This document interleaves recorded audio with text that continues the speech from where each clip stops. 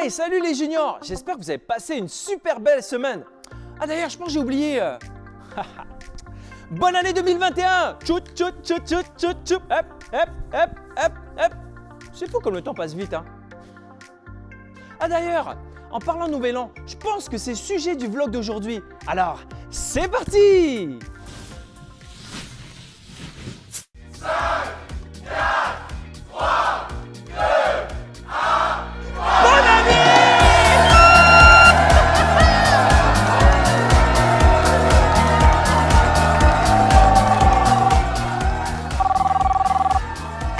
Ouais, allô? Ouais, je suis en plein milieu d'un party là! Quoi? Combien on est? Je te dirais qu'on doit être au moins... Au moins un.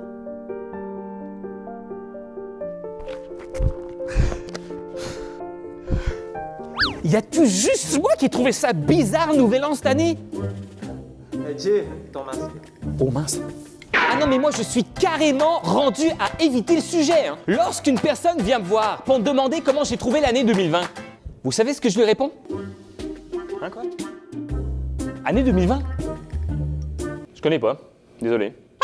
Et ça, c'est pour les gentils, hein. Parce qu'en partant, dans les circonstances actuelles, on peut pas vraiment dire que ce soit la meilleure question à poser.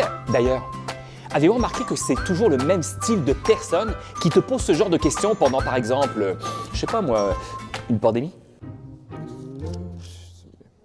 C'est vraiment n'importe quoi. Excuse-moi, Jérémy, de te déranger dans ton travail. Il y avait une petite question qui me turlupinait. Comment tu trouvais cette année 2020 finalement? Si tu me permets d'ailleurs, je pousserai la réflexion en te demandant quelles sont les belles choses que tu en retires.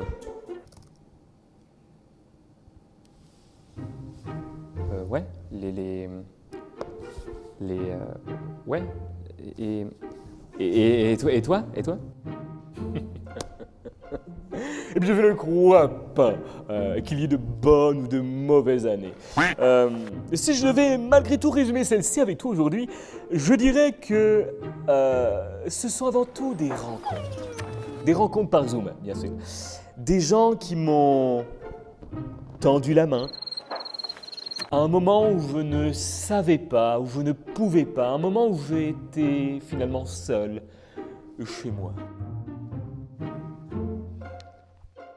Non mais sérieux, on peut-tu être honnête entre nous et se dire ben franchement que cette année a été à ben des égards pourri?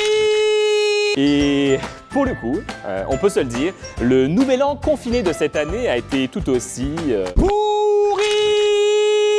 C'est bon? Good pour ça. Mais voyons le beau côté des choses. Covid ou non, à chaque année pour le Nouvel An, il y a des choses qui ne changent pas et qui me font bien rire. Comme par exemple, le gars ou la fille qui croit que le Nouvel An est un genre de portail magique par lequel tu passes pour, d'un coup, changer de vie.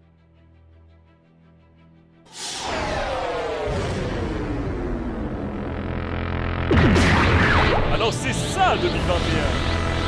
Cool. Haha. Je dois avouer que ça serait cool.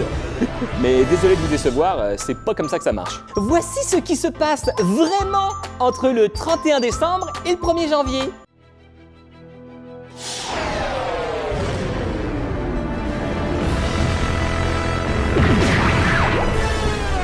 Oh shoot!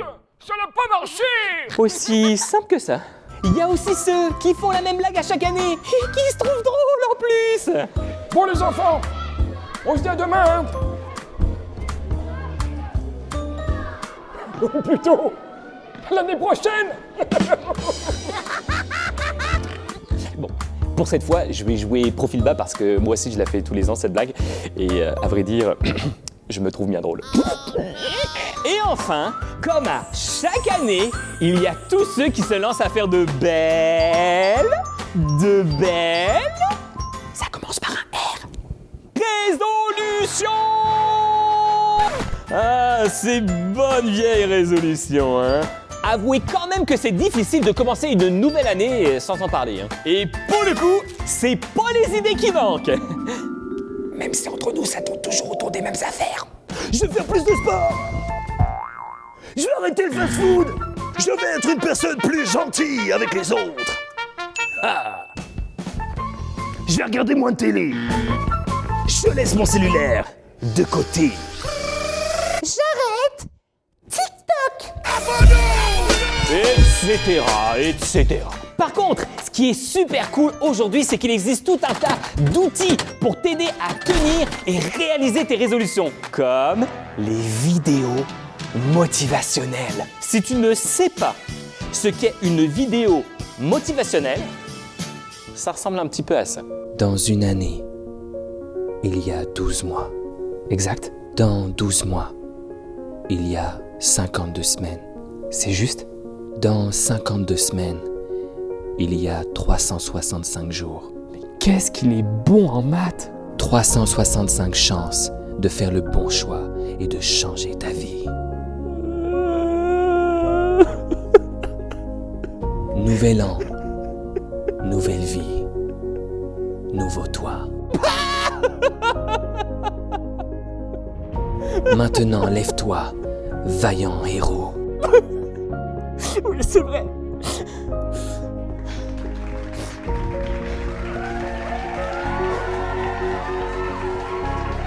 Je peux te dire qu'avec ça, mon pote, t'as du gaz au moins pour les 10 prochaines années. Bon allez, revenons un petit peu plus au sérieux. La vérité, c'est qu'on finit chaque année de la même manière, peu importe le contexte ou la façon dont nous fêtons le nouvel an. Un genre de mélange entre reconnaissance et fierté des bonnes choses que nous avons faites et obtenues, mais aussi avec regret et frustration, des choses que nous avons subies, de mauvaises choses que nous avons faites ou encore de choses qu'on aurait dû faire mais qu'on n'a pas fait. Mais malgré tout, savez-vous ce que j'aime de chaque nouvelle année? C'est l'espoir qui s'y rattache. L'espoir d'un renouveau possible. Et je ne pourrais pas mieux résumer cette pensée que par les paroles de l'apôtre Paul dans sa lettre adressée aux habitants de Philippe. Voici ce qu'on y lit au chapitre 3 et au verset 13. « Je fais une chose, j'oublie ce qui est derrière moi et m'efforce d'atteindre ce qui est devant moi. » Dans ce texte, Paul encourage les Philippiens à ne s'attacher ni à leur succès, ni à leurs échecs passés et dans une certaine mesure, à les oublier. Pourquoi? Pour saisir le nouveau de Dieu qui se trouve devant eux et qui a pour but de les amener à ressembler toujours plus à Jésus. Aucune bonne résolution, aucun bel objectif ne vaut celui de vouloir ressembler à Jésus-Christ. C'est la meilleure chose qu'on puisse souhaiter et la chose la plus précieuse sur laquelle nous devons veiller et travailler. Dieu veut faire une œuvre nouvelle en toi et à travers toi, peu importe la façon dont c'est passé cette année 2020. Tu as manqué, Dieu veut te bénir. Tu as pleuré, Dieu veut te consoler. Tu as souffert, Dieu veut te guérir. Tu as péché, Dieu veut te pardonner. Aujourd'hui, j'aimerais t'encourager à prendre la décision d'oublier ce qui est derrière toi et de courir vers ce qui est devant toi. Avec la certitude que si tu t'attaches à Dieu, il n'y a aucune limite à ce qu'il peut faire en toi et à travers toi. Maintenant, j'ai plus qu'à vous souhaiter. Bonne année 2021! Si tu n'as pas tout suivi de ce que nous avons vu aujourd'hui, voici la Minute Olaf! Les gars, qu'est-ce qu'on fait? Tradition.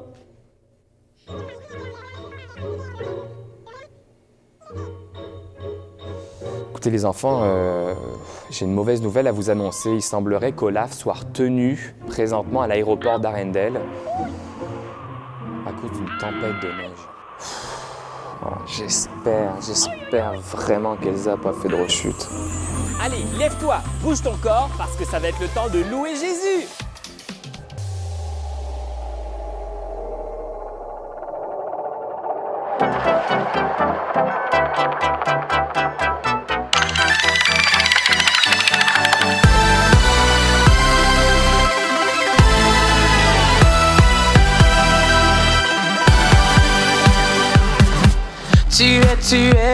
Tu es sans limite, rempli de bonté. Ta main se presse à nous conforter. Tu es sans limite, ma joie est sans fin. tu es toujours là. Je ne manquerai de rien, car je sais tout pourvoir tout bien. Car tu es tout pour moi. Mes mots ne sauraient décrire la flamme en moi qui m'anime. Sans toi, ma joie décolore. Tu es l'étincelle qui m'incendie. Tu es tout pour moi.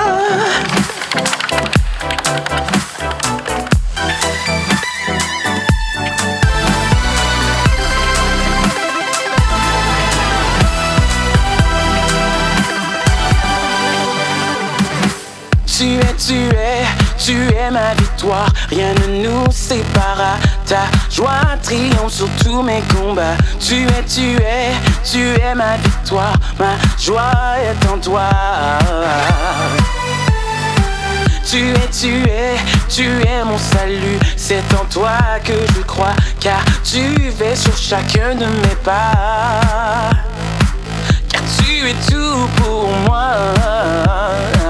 Mes mots ne sauraient décrire la flamme en moi qui m'anime. Sans toi, ma joie décolore. Tu es l'étincelle qui m'incendie. Tu es tout pour moi. Tu es tout pour moi. Tu es tout pour moi.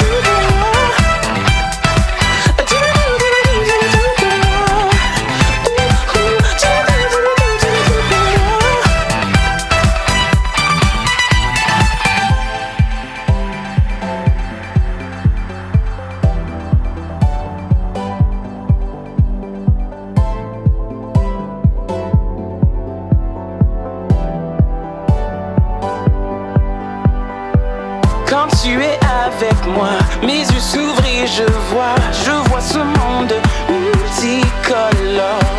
Quand tu es avec moi, mes yeux s'ouvrent et je vois ce monde multicolore. Mes mots ne sauraient décrire la flamme en moi qui m'anime. Sans toi, ma joie décolore.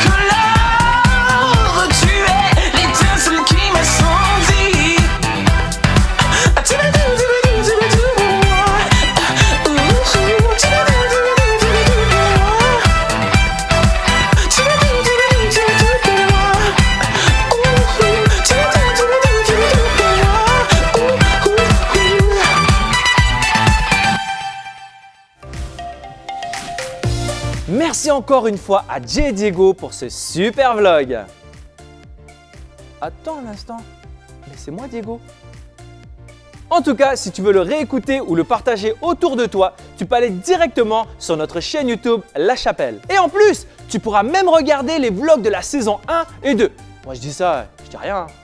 Alors c'est tout pour aujourd'hui, mais on se retrouve la semaine prochaine pour notre deuxième vlog de la saison 3. Garanti que tu ne veux pas manquer ça. Bye bye!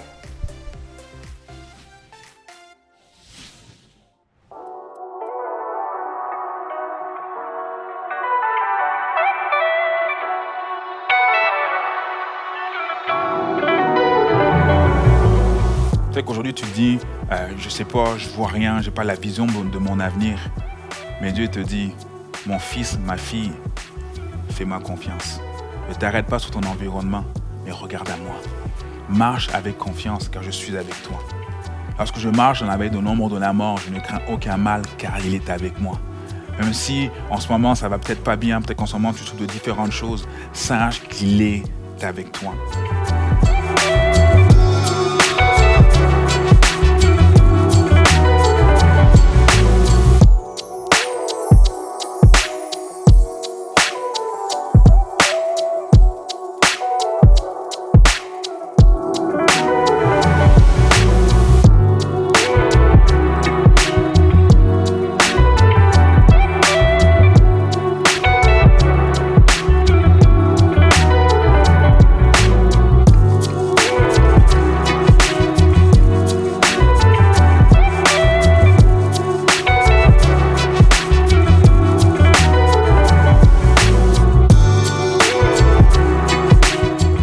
grosse leçon à apprendre de Joseph. Dans le royaume de Dieu, ce qui est moins vu, là, c'est souvent ça qui est le plus important.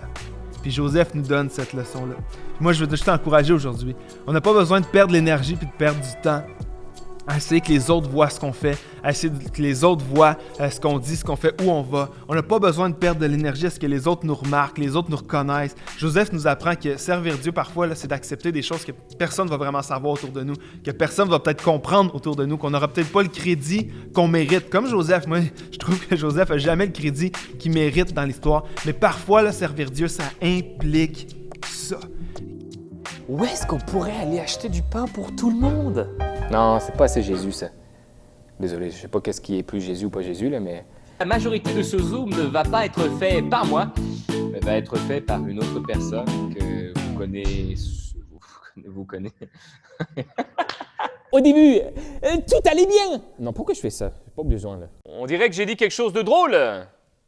Hein, Samantha? Dora l'exploratrice! Oui, je suis en plein milieu de mon green screen. Elle en prit un et en mangea.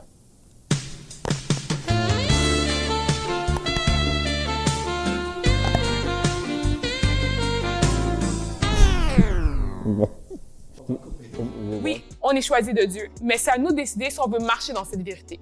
Est-ce que tu vas demeurer en Jésus pour accomplir ce pourquoi tu es destiné? Est-ce que tu décides de rester connecté à Dieu et de porter du fruit pour lui? C'est ta décision. Mais sache que Dieu t'a choisi pour participer à son plan parfait, qui est beaucoup, beaucoup, beaucoup plus grand que toi, que moi ou même que 13-18. Tu es choisi.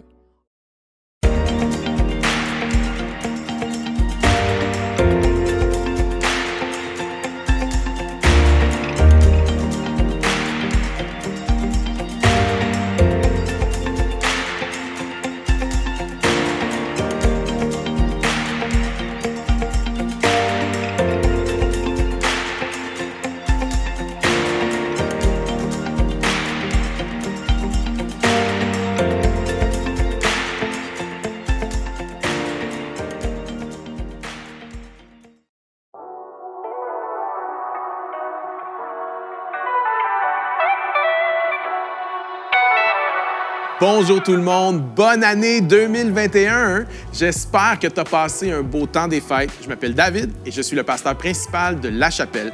À toutes les semaines, on a des gens qui se joignent à nous pour une première fois. Alors que tu sois un habitué de La Chapelle ou non, on te souhaite la bienvenue à cette réunion en ligne. On est vraiment heureux que tu sois là avec nous pour lancer l'année du bon pied. En ce moment, on est en simultané sur 2 plateformes, Facebook et YouTube. Alors, tag tes amis et invite-les à se joindre à nous en ligne. Voici comment ça va se passer aujourd'hui.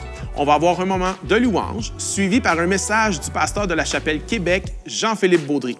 En plus de ça, aujourd'hui, c'est le premier dimanche du mois. Et qu'est-ce qu'on fait à la Chapelle? On prend la communion dans les afters. Alors, ça va te prendre un bout de pain, un peu de vin ou de jus. Et à la toute fin de la réunion, je vais t'expliquer comment tu peux te connecter dans un after avec nous. La semaine prochaine, on débute une toute nouvelle série intitulée « Nomade, la foi comme repère » qui va nous faire voyager dans la vie d'Abraham pendant plusieurs semaines. On va découvrir ensemble l'importance de la foi dans toutes les étapes de la vie d'Abraham et les leçons qu'on peut en tirer pour nos vies. J'ai vraiment hâte, dès la semaine prochaine, de te partager ce qui est sur mon cœur. Maintenant, on commence 2021 avec un message du pasteur Jean-Philippe Baudry, pasteur de la Chapelle Québec. Mais juste avant, place à la louange.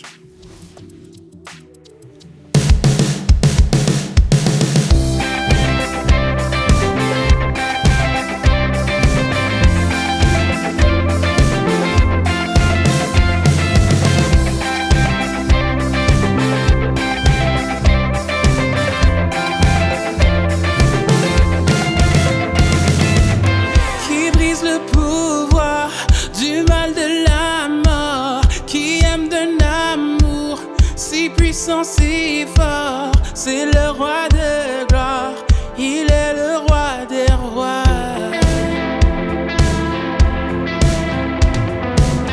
Qui secoue la terre par un saint honneur, qui nous émerveille par tant de mystères, c'est le roi de gloire.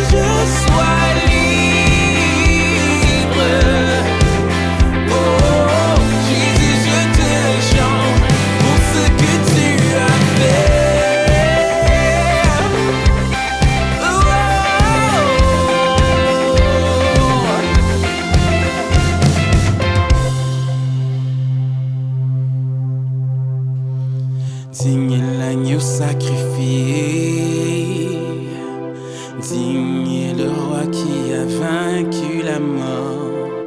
Digne est l'agneau sacrifié. Digne est le roi qui a vaincu la mort. Digne est l'agneau sacrifié. Digne est le roi qui a vaincu la mort. Digne est l'agneau sacrifié. Digne. Quelle grâce incomparable. Quel amour infini. Que tu aies pris ma croix. Que tu sois mort pour moi. Tu as donné ta vie pour qu'enfin je sois libre.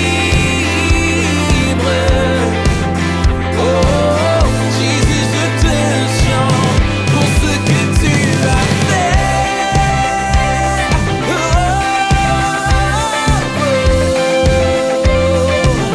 Pour ce que tu as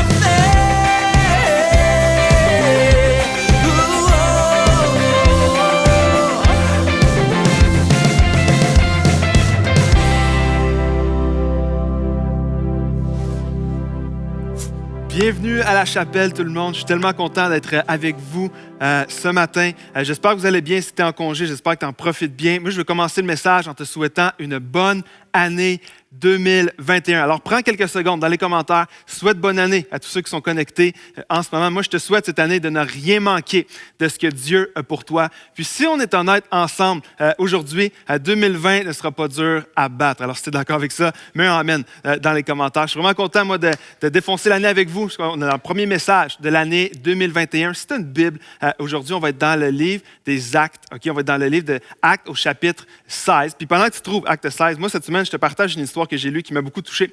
Cette semaine, je lisais l'histoire d'une femme qui s'appelle Florence Chadwick. Et cette femme-là, c'était une nageuse professionnelle. Elle nageait des longues distances de nage. Elle était reconnue pour ça dans toutes sortes de contextes et d'océans et de mers. Elle nageait des longues distances. Puis un jour, en 1952, elle a relevé le défi de vouloir nager entre la côte de la Californie jusqu'à l'île de Catalina. Mais là, ça, on parle de plus de 40 kilomètres de nage dans des eaux qui ne sont pas évidentes. Et puis, elle a décidé de relever le défi. Puis alors que la journée arrive, elle se lance dans le défi, elle commence à nager. Les conditions étaient difficiles. Il y avait beaucoup de vent.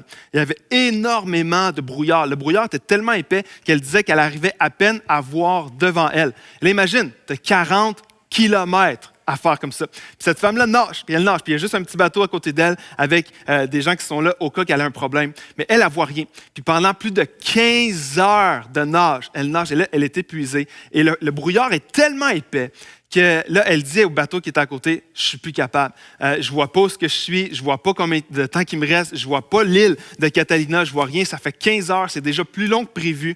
Elle était épuisé. Puis l'équipe dans le bateau lui disait, lâche pas, il ne doit pas t'en rester beaucoup, parce que même eux ne voyaient pas l'île. Mais ça fait 15 heures, on ne doit pas être loin. Puis la femme, Florence, fait juste dire à un moment donné, je suis plus capable, je vois pas devant moi, j'ai aucune idée qu'est-ce qui s'en vient, j'ai aucune idée combien de temps il me reste. Alors elle décide juste d'embarquer dans le bateau avec l'équipe qui était là. Alors qu'elle embarque dans le bateau, le bateau, lui, continue sa route pour se rendre à l'île.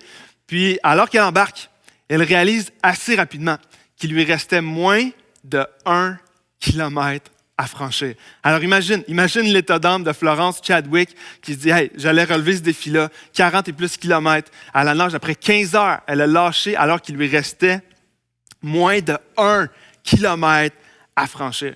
Pendant que je lisais cette histoire-là cette semaine, moi, ça m'a parlé.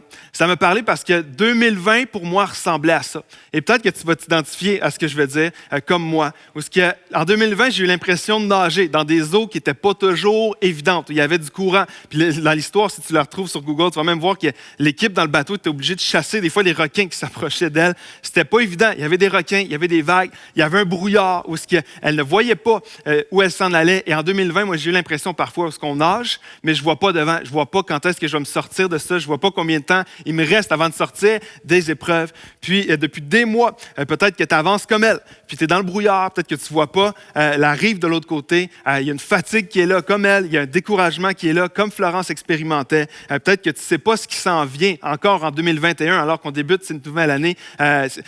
Les circonstances de nos vies font pas juste changer comme ça parce qu'on change d'année. Alors comme elle, peut-être que tu es encore dans ce brouillard-là, dans ces eaux-là qui sont pas évidentes. Puis peut-être que, comme elle, tu as le goût d'abandonner. Puis moi, cette année, j'ai eu des moments, j'ai eu des journées où je me suis levé. Puis je ne sais pas si toi aussi, si c'est aussi ton cas, fais-moi un signe dans les commentaires. Il y a des journées, je me suis levé, je me dis, Seigneur, là, je suis découragé. Là, je ne sais pas ce qui va arriver. Je ne vois pas la rive de l'autre côté. Si ça t'est arrivé, fais-moi un signe dans les commentaires.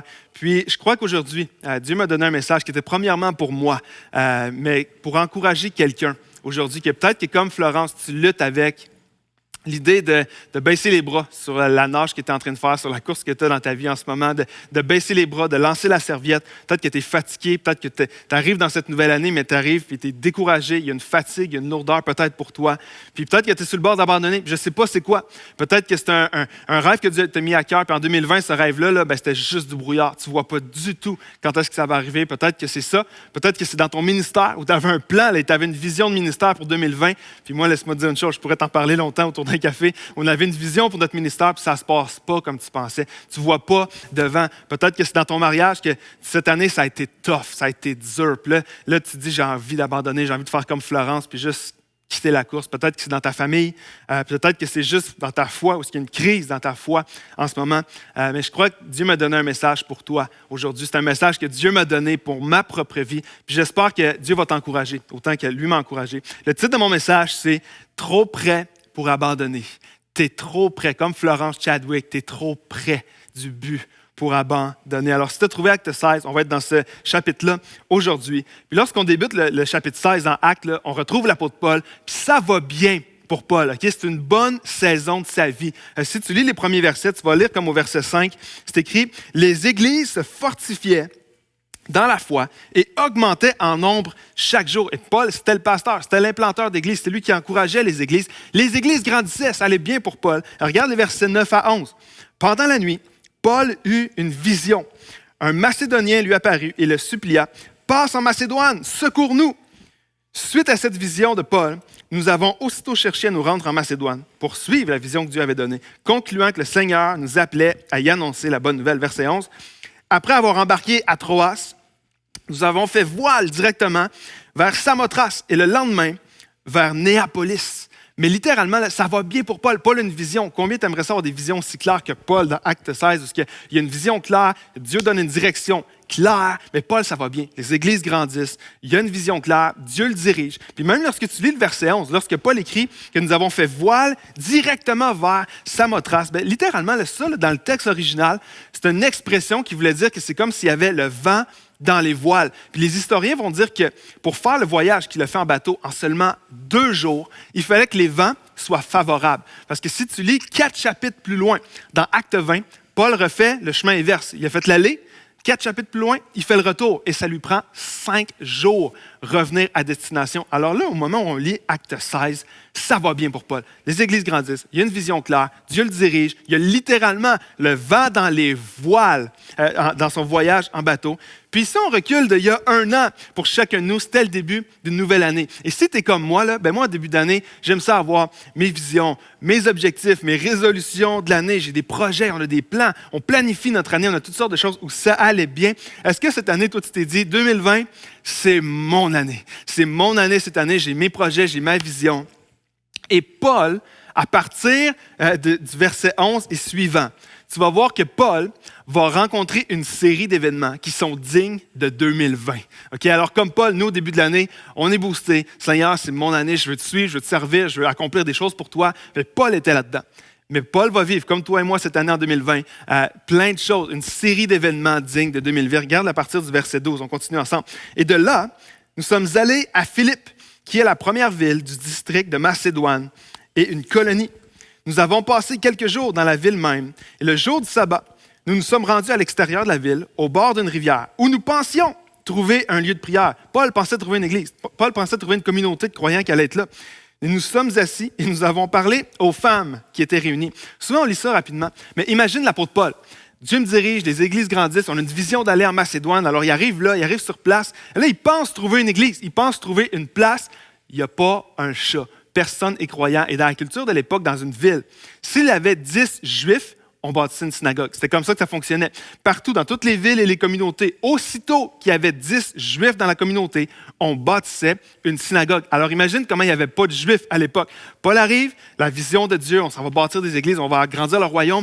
Imagine Paul. Paul arrive, il n'y a pas de leader, il n'y a pas de croyants, il n'y a pas d'église. Et là, il arrive sur le bord de la rivière, il y a 2 madames sur le bord de la rivière. Alors imagine comment Paul, c'était pas ça son plan, c'était sûrement pas ce qu'il imaginait, la vision de Dieu qu'il avait reçue. Il arrive là, 2 madames. La première s'appelle Lydie. Alors, il arrive à Lydie, qui était une femme distinguée de l'époque, qui avait l'air en moyen. Et cette femme-là, bonne nouvelle, enfin, mais cette personne-là, Lydie, accepte le Seigneur, se fait baptiser, puis même, elle décide d'inviter Paul et Silas et ses compagnons de voyage à demeurer chez elle. Alors, Paul dit, OK, on arrive, c'est pas ce qu'on pensait, mais au moins, cette femme-là nous invite, on a un logement maintenant pour rester. Mais là, il y avait la deuxième femme. La deuxième femme, c'était une jeune fille qui était une esclave. Et cette femme-là était possédée d'un démon. Et cette femme-là s'est mise à les suivre partout jusqu'au point où Paul était vraiment tanné. Paul était écœuré, en bon québécois, qu'elle les suive. Regarde ça au verset 17. Elle s'est mise à nous suivre. Là, il parle de la jeune fille qui était possédée d'un démon. Paul et nous, en criant, « Ces hommes sont les serviteurs du Dieu très haut et ils nous annoncent le chemin du salut. » Verset 18. Elle a fait cela pendant plusieurs jours. Elle regarde, Paul agacé. Et là, j'ai regardé, c'est quoi vraiment qu'il veut dire par agacé? C'est vraiment Paul, il est tanné. Paul est plus capable que cette fille-là les suive et se mette à crier autour d'eux. Alors, il s'est tourné et a dit à l'esprit, « Je t'ordonne au nom de Jésus-Christ de sortir d'elle. » Il sortit au moment même. Et quand les maîtres de la servante ont vu disparaître l'espoir de leur gain, ils se sont emparés de Paul et Silas et les ont traînés sur la place publique devant les magistrats. Alors Paul est tanné que la jeune fille les suit partout. Il dit, OK, j'ai pris pour elle, le démon la quitte sur le champ. Mais cette fille-là, c'est une esclave. Et les maîtres qui profitaient de cette fille-là étaient frustrés que Paul ait libéré le démon de cette femme-là. Alors il amène Paul et Silas devant les autorités de la ville et c'est pas encore fini. Et 2020 ressemblait à ça. Quand tu as une mauvaise nouvelle par-dessus une mauvaise nouvelle, puis à un moment donné, tu te dis, OK, là, c'est assez, je pense que là, c'est tout. Ça peut pas être pire. Ça peut pas être pire qu'en ce moment. Mais attends un peu. Il y a un autre point de presse qui s'en vient. Il y a une autre annonce qui s'en vient. Et c'est la même chose pour Paul. Regarde, c'est pas encore fini. Verset 22. La foule s'est aussi soulevée contre eux. Alors, c'était pas juste les autorités maintenant. Les gens se sont soulevés contre eux. Et les juges ont fait arracher leurs vêtements et ordonné qu'on les batte à coups de fouet. Maintenant, garde en tête, au début du chapitre, ça va bien pour Paul. Les églises grandissent, il y a la vision, Dieu le dirige, le voyage se passe bien, on le vend dans les voies littéralement. Et là, il arrive ici au verset 23, ils se font jeter en prison. Regarde ça. Après les avoir roués de coups, ils les ont jetés en prison en recommandant aux gardiens de la prison de les surveiller de près. Face à une telle consigne, le gardien les a jetés dans la prison intérieure. Ça, c'était pas la plus belle des prisons de la place, OK? Et a emprisonné leurs pieds dans des entraves. Alors moi, je me dis, à partir que tu on fait pause sur l'histoire 2 secondes, moi, je me dis, qu'est-ce que Paul devait se dire? Paul devait juste dire, Seigneur, je veux te suivre, tu m'as donné une vision, je veux te suivre, je t'aime, je te consacre ma vie. Qu'est-ce qui est en train d'arriver, Seigneur? Mauvaise nouvelle, déception, frustration, injustice, emprisonnement qu'il ne méritait pas. Moi, je m'imagine Paul, entre les versets, le dire à Dieu, Seigneur, qu'est-ce qui se passe? Qu'est-ce qui arrive, Seigneur? Je ne comprends pas pourquoi je traverse ça. Je ne m'imaginais jamais traverser ça. Il me semble, Seigneur, tu m'appelais là, il y avait une vision, il y avait quelque chose. On dirait qu'il y avait un chemin que tu m'appelais à prendre. Je ne pensais jamais prendre une route comme celle-là. Puis pour plusieurs d'entre nous, 2020 a ressemblé à ça, à différents niveaux, dans différents contextes, mais pour plusieurs d'entre nous, on a dit comme Paul, peut-être, je ne pensais pas vivre ça. Seigneur, je ne pensais pas traverser ça. Je ne pensais pas que j'allais vivre ce que j'ai vécu cette année. Je ne pensais pas vivre ça. J'ai commencé l'année comme Paul. Peut-être tu avais une vision pour ta vie. Tu avais des objectifs, tu avais des projets, tu avais des plans. Il y a des choses que tu imaginais. Tu avais planifié peut-être ton ministère, ton entreprise, avec la famille, avec toutes sortes de sphères de ta vie. Tu avais planifié les choses. Puis là, succession de mauvaises nouvelles, succession de restrictions. Peut-être que ce n'était pas ton entreprise, tu avais une vision. Puis là, l'économie se met sur pause. Peut-être tu avais un ministère, tu te dis, cette année, je veux développer le don que Dieu m'a donné, je veux développer ce que Dieu m'appelle à faire. Les églises ferme, tout tombe en ligne. On n'était pas préparé pour ça, pour la plupart. On n'avait pas vu ça venir personne. Puis là, tu dis, qu'est-ce qui arrive, Seigneur? Peut-être que tu avais des projets. Tu avais des projets avec la famille. Tu avais des projets de te marier. Peut-être tu es célibataire. Tu écoutes ce message et tu te dis, Seigneur, ça peut être cette année que je rencontre quelqu'un. Bien, 2020, si on est honnête, c'était pas la meilleure année pour rencontrer quelqu'un. Là, tu avais tous tes plans. Et comme Paul, qu'est-ce qui arrive, Seigneur? Et tout ça, c'est sans parler si tu n'as pas perdu ton emploi. Si en ce moment, si tu habites au Canada, tu habites au Québec et tu écoutes ce message, bien, le temps des fêtes, tu l'as passé seul. Il y a une lourdeur, il y a un découragement peut-être qui s'est installé, un peu comme Florence Chadwick, où tu nages dans le brouillard. Puis à un moment donné, bien, il y a un découragement qui est là, sans savoir qu'est-ce qui va arriver. Seigneur, quand est-ce que ça va arrêter? Quand est-ce que les vagues vont arrêter? Quand est-ce que je vais voir quelque chose devant moi, Seigneur? Peut-être que tu te retrouves comme Florence Chadwick, peut-être comme Paul, en ce moment où tu te dis, Seigneur, je ne comprends pas. Puis on se retrouve dans un endroit peut-être comme Paul où tu te dis, Seigneur, je ne comprends pas pourquoi.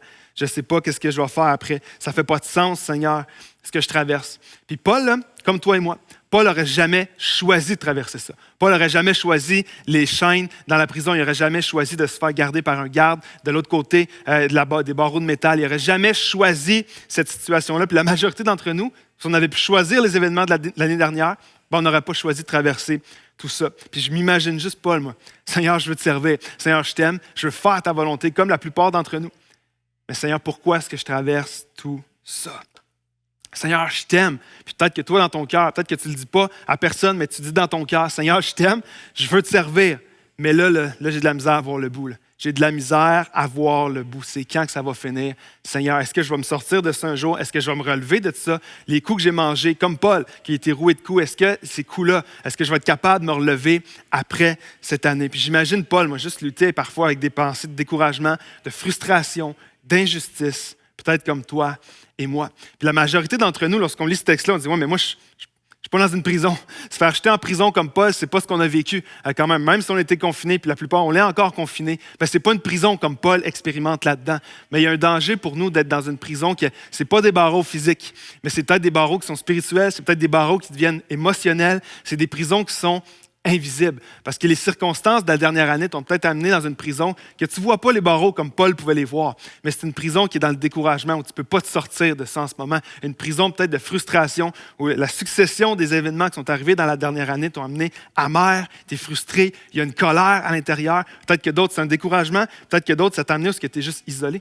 Puis le fait que tu es isolé comme ça devient comme une prison. Tu ne sais pas quoi faire en ce moment. Tu te sens pris là-dedans. Les circonstances, les événements ont créé comme les murs d'une cellule autour de toi cette année, comme Paul, mais lui est physiquement dans cette prison-là.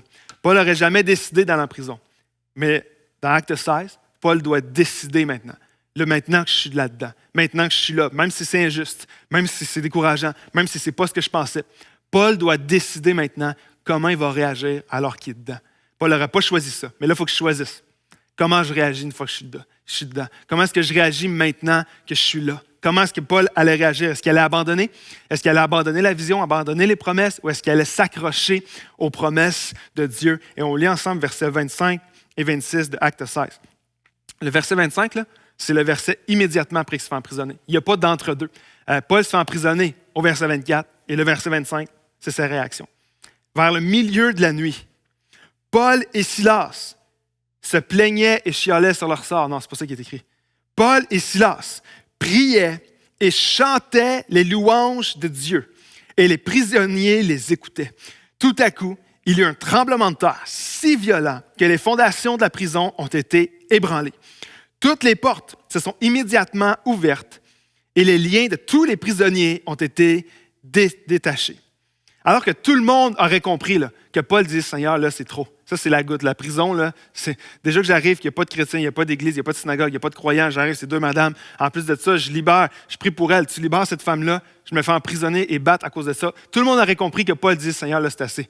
Je lâche tout, je lance la serviette, je baisse les bras, j'abandonne. J'ai probablement halluciné la vision que tu m'as donnée au début du chapitre 16. Seigneur, tout le monde aurait compris si Paul fait juste comme « Non, Seigneur, là, c'est trop. » Moi, le premier, j'aurais compris Paul et disait « C'est trop. » C'est vrai que c'était beaucoup. Mais Paul ne réagit pas comme ça. Paul a continué de s'accrocher aux promesses de Dieu. Et le verset suivant son emprisonnement, il se met juste à louer Dieu. Au milieu de la nuit, au milieu de sa cellule, au milieu de son découragement, au milieu de la cellule qui représente ce qu'il ne pensait pas traverser, il se met à louer Dieu, puis à prier Dieu. Au milieu du brouillard, au milieu de ses questions, au milieu de son découragement, il a décidé de s'accrocher aux promesses de Dieu, de prier et de louer encore. Puis qu'est-ce que Dieu a fait? Bien, Dieu est intervenu parce que Dieu voyait où il était, Dieu l'a entendu. Dieu n'avait pas fini avec Paul. Et si c'est vrai pour Paul, j'aimerais dire que c'est vrai pour toi, puis c'est vrai pour moi. Alors que peut-être tu es dans une situation où tu te dis c'est dur en ce moment, puis il n'y a rien qui va comme je pensais que ça allait aller. J'aimerais dire comme Dieu voyait Paul, Dieu te voit toi aussi. Et Dieu t'entend. Lorsque tu cries à lui, il t'entend, il peut encore intervenir. Et si tu crois ça, mets un amen dans les commentaires. Mets-le pour ta propre vie. Dieu te voit, Dieu t'entend, puis Dieu peut encore intervenir. Ce n'est pas la fin de ton histoire. Comme l'histoire de Paul, ce n'est pas fini dans cette prison-là. Et regarde la suite. Regarde comment Dieu a travaillé dans la vie de Paul par la suite. Verset 27. Lorsque le gardien de la prison s'est réveillé et a vu les portes de la prison ouvertes, il a tiré son épée prêt à se tuer car il croyait que les prisonniers s'étaient enfuis. Lui, là, c'était la responsabilité de sa vie. Si un gardien était en responsabilité et qu'il y a un prisonnier qui s'échappait, on tuait le gardien. Alors lui, il imagine, il se réveille, il voit toutes les portes ouvertes. Il voit la possibilité que tout le monde part. Il dit, je vais juste me tuer avant qu'on me tue par d'autres personnes. Alors, il essaie de se tuer. Il sort son épée prêt à le faire. Et regardez ce que Paul va faire. Mais Paul a crié d'une voix forte, « Ne te fais pas de mal, car nous sommes ici. » Alors le gardien a demandé de la lumière, est entré précipitamment et s'est jeté, tout tremblant, aux pieds de Paul et Silas. Lui, il ne comprenait pas pourquoi il ne s'était pas sauvé. Il ne comprenait pas ce qui vient d'arriver. Eux chantaient, ils font appel à Dieu. Dieu, tremblement de terre, tout s'ouvre. Ils ne se sauvent pas. Le gardien ne comprend pas. Verset 30. Il les a fait sortir et il a dit, « Seigneur ». Ça, c'est une marque de politesse. C'est Seigneur au pluriel dans le texte. C'est comme une marque de politesse envers Paul et Silas. C'est pas comme ça qu'habituellement on parlait aux prisonniers. Il leur dit, « Que faut-il que je fasse pour être sauvé? » Paul et Silas ont répondu, « Crois au Seigneur Jésus. Et tu seras sauvé, toi et ta famille. » Et ils lui ont annoncé la parole du Seigneur, ainsi qu'à tous ceux qui étaient dans sa maison. À cette heure-là de la nuit, le gardien les a emmenés pour laver leurs plaies. L'homme qui les avait battus, maintenant prenait soin d'eux. Il a immédiatement été baptisé, lui et tous les siens. Après les avoir conduits chez lui, il leur servit à manger et se réjouissait avec toute sa famille d'avoir cru en Dieu. Non seulement le garde a accepté le Seigneur, mais imagine la scène. Toute sa famille accepte le Seigneur suite au témoignage de Paul et Silas dans leur prison. Tout le monde accepte le Seigneur, ils se font baptiser. Et moi, la question que j'ai pour nous, en débutant notre année 2021 ensemble, c'est imagine si Paul avait abandonné dans la prison. Imagine si Paul, après avoir vécu une succession de déceptions, d'injustices, arrive en prison. Imagine si Paul décide de lancer la serviette. Dire, Seigneur, ce que tu m'as donné comme vision, je ne crois pas que ça va arriver. J'ai dû halluciner. Seigneur, je ne veux plus me battre. Ça ne donne rien de te louer. Regarde, Seigneur, je suis en prison. On vient de me battre. Je suis emprisonné jusqu'aux pieds.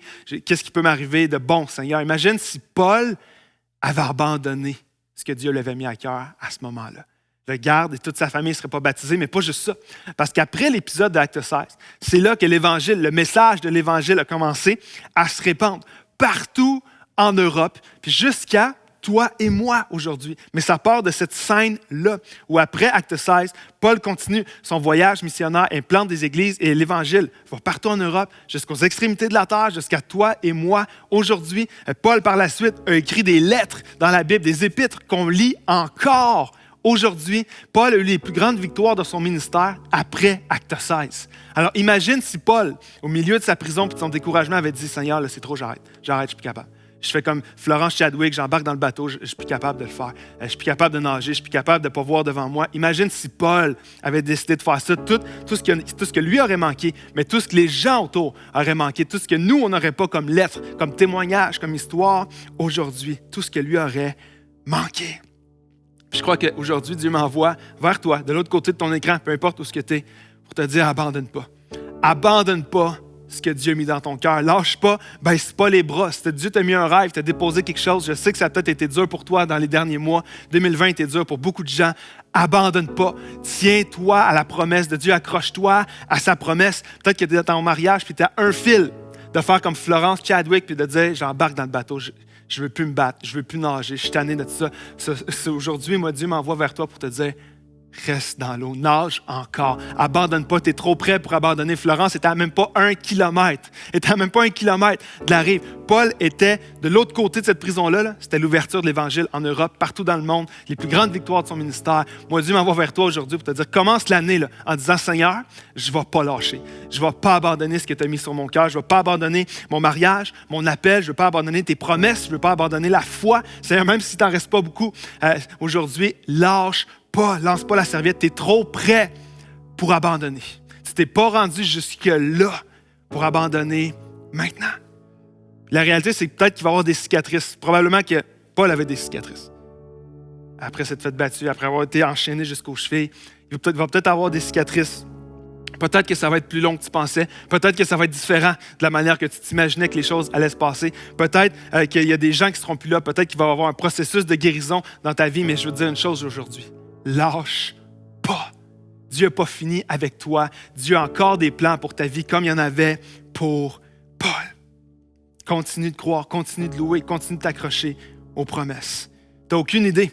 Tu n'as aucune idée de ce que Dieu peut faire avec toi si tu n'abandonnes pas. Si tu abandonnes, ces choses-là, tu peux les oublier tout de suite, ça c'est sûr. Mais comme Paul n'avait aucune idée, lui, alors qu'il est en prison, il fait juste décider de lever ses mains vers Dieu, de dire « Seigneur, je ne comprends pas tout, mais je te loue encore, je prie encore, je crois que tu peux intervenir encore. » Il ne savait pas, lui, que tout l'autre côté de cet événement-là, tout ce qui allait s'ouvrir pour lui, tout ce que Dieu allait faire dans sa vie, que le garde, que la famille de ce garde-là allait accepter le Seigneur, que l'Évangile allait se répandre partout, qu'elle allait implanter plein d'églises.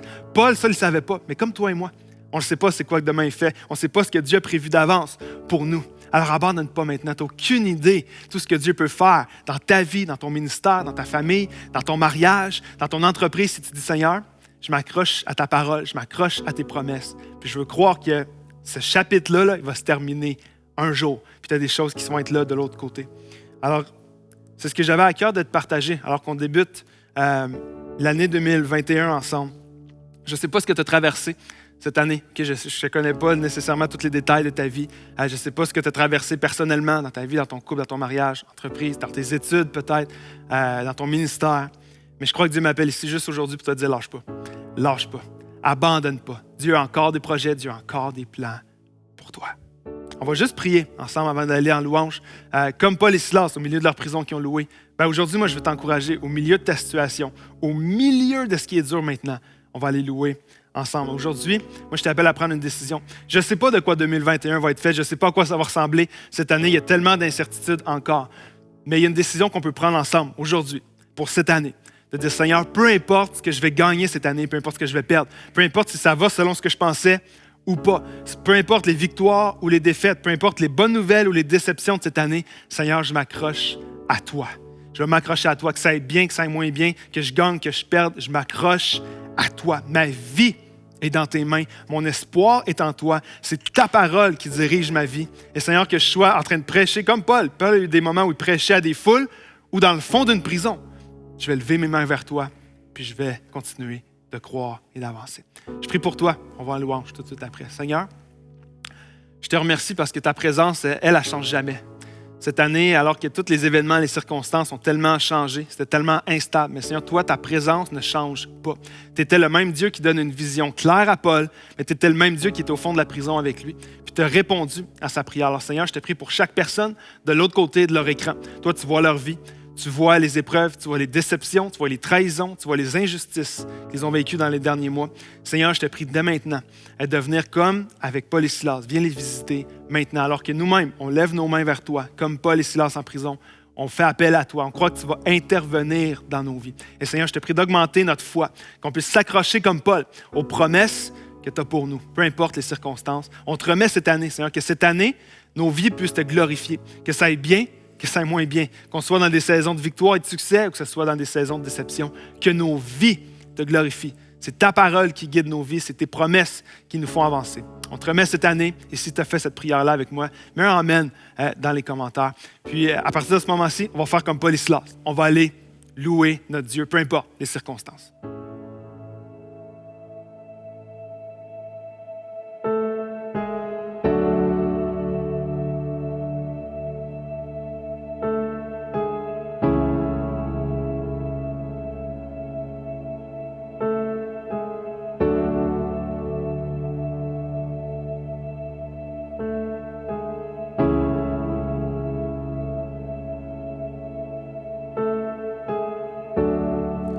Tout ce temps j'ai marché, ces murs ne sont pas tombés,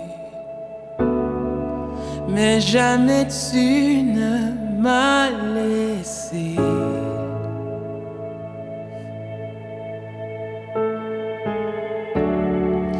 Oh Dieu, j'attends de éclater ta victoire, car jamais tu ne m'as laissé.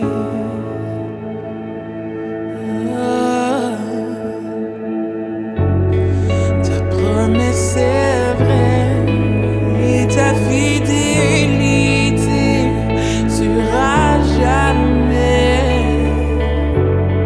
gardée par ta main. Conduis sur ton chemin, tu ne faillis jamais. Oh, yeah.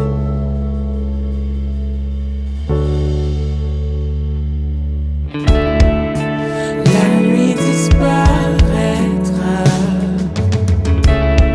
ta parole s'accomplira. Chantera tes louanges.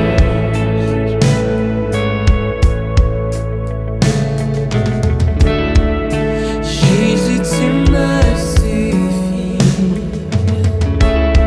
Ton amour est mon abri. Mon cœur chantera tes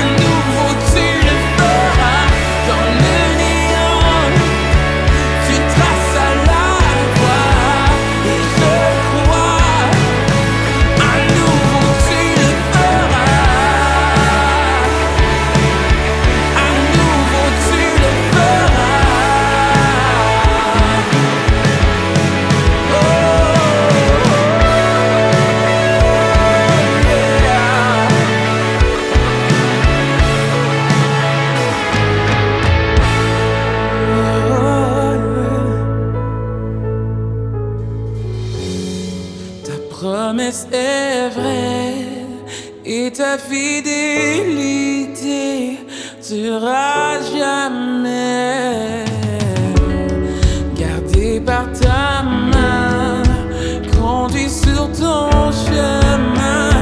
Tu ne faillis jamais, ta promesse est vraie et ta fidélité sera jamais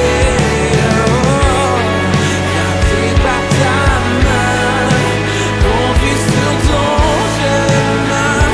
Tu ne faillis jamais.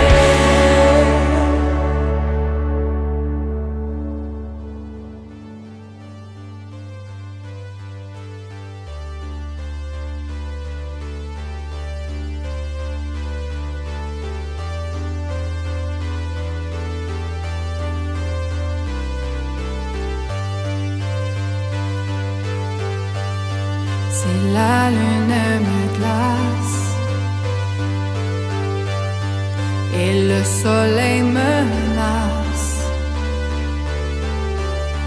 Créateur des étoiles,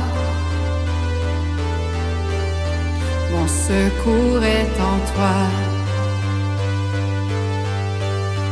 Si mes larmes ruissellent et que mon pas chancelle, Créateur de la terre, mon secours est en toi.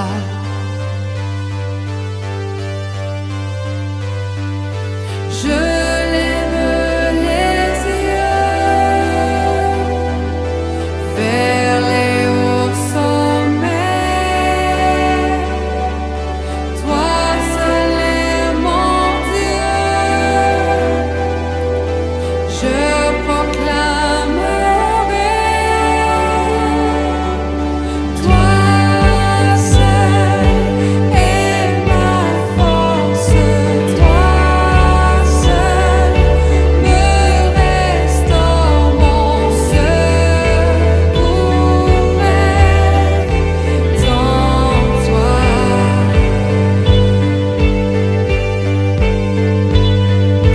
Toujours tu me portes, jamais tu me donnes, mon secours est en toi.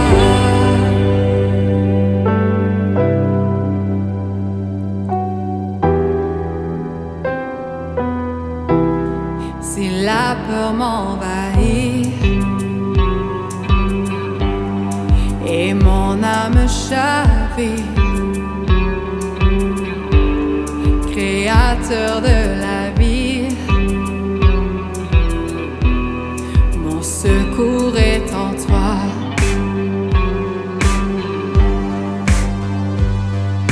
Je lève les yeux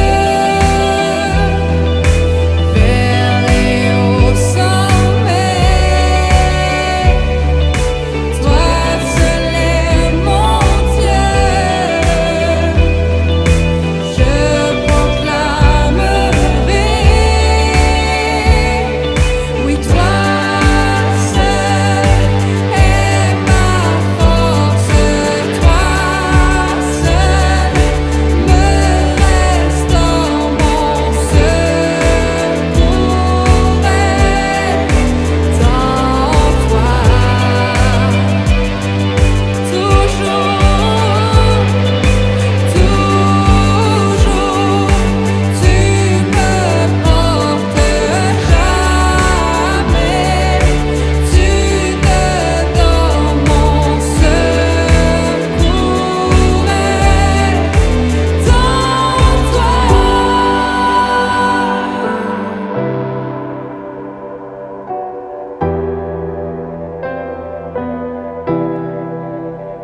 Déclarons ce matin, ensemble, que sa victoire est mon espoir, que son chemin est mon destin. Ta victoire, mon espoir, ton chemin, mon destin, ton salut, mon refuge, tout est en toi, ta victoire, mon espoir, ton chemin, mon destin, ton salut, mon refuge, tout est en toi.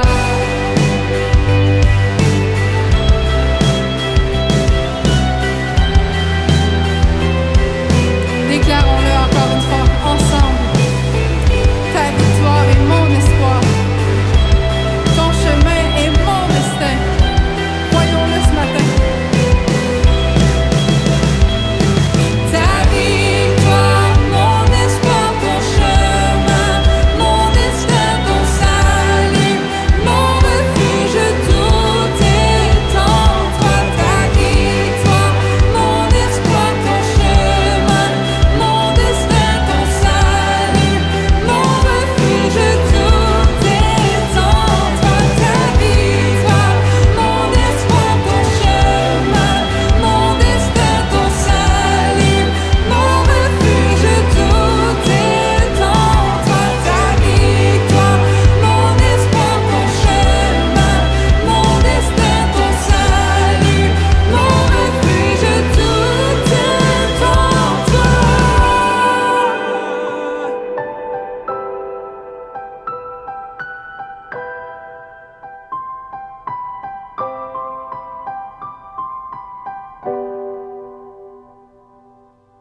Merci aux musiciens de La Chapelle qui nous conduisent en louange à chaque semaine. Merci aussi, Pasteur Jean-Philippe, pour ton message. À La Chapelle, on est convaincu que tu as besoin d'une communauté pour grandir spirituellement. Et c'est important pour nous de t'accompagner dans ton cheminement. Alors voici 3 façons dont tu peux vivre la communauté avec nous.